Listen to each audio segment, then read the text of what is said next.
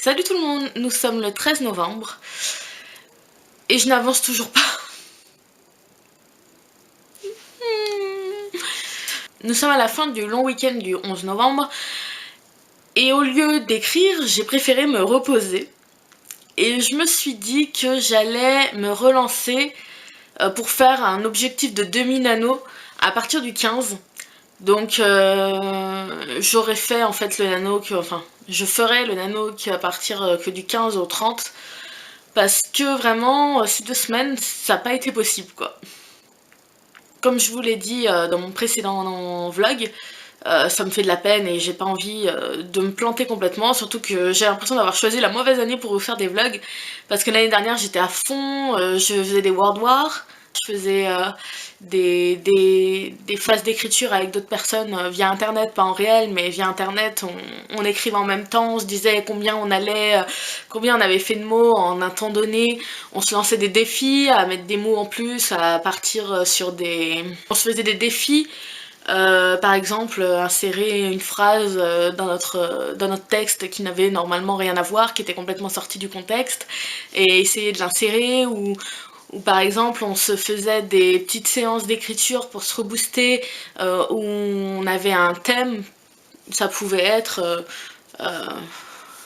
ton personnage principal fait un gâteau, décris-le, enfin décris la scène. Sachant que mon personnage principal l'année dernière était un vampire, c'était un peu compliqué pour elle de faire un gâteau vu qu'elle ne mange pas, hein. Enfin voilà, c'était des choses comme ça. Et cette année, je ne fais rien du tout. J'arrive pas à m'impliquer, j'arrive pas à me motiver.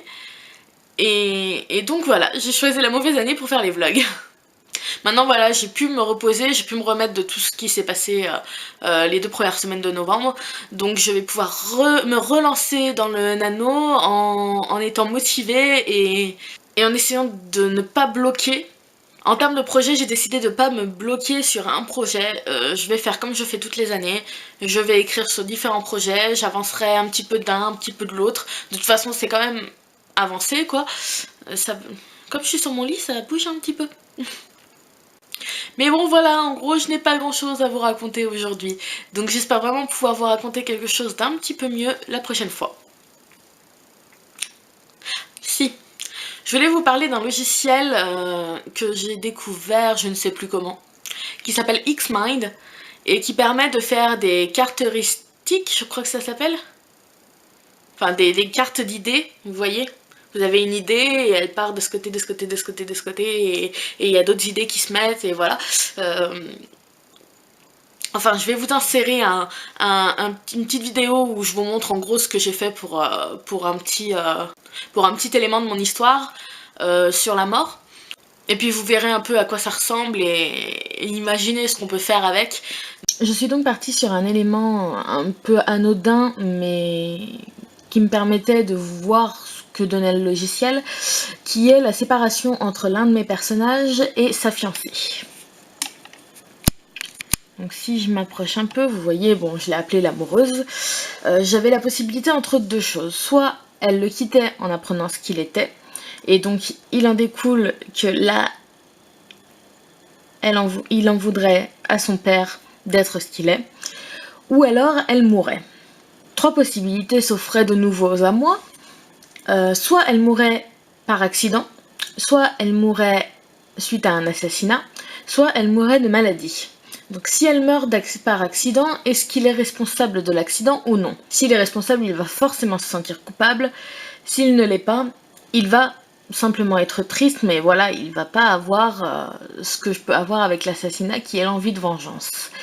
Et puis la maladie, c'est pareil. Il sera simplement triste, ou dévasté, hein, mais voilà, il sera simplement triste. Mais il n'aura pas d'envie de vengeance, il se sentira pas coupable. Pour moi, dans ce cas-là, d'ailleurs, c'est le choix que j'ai fait parce que c'était le plus simple. Quoi qu'il en soit, même si elle meurt de maladie, d'accident, d'assassinat, il en voudra forcément à son père, puisque son père c'est la mort, et que si elle meurt, il va aller la chercher. Alors, il y a aussi toute une histoire comme quoi la mort peut choisir de ne pas aller chercher quelqu'un.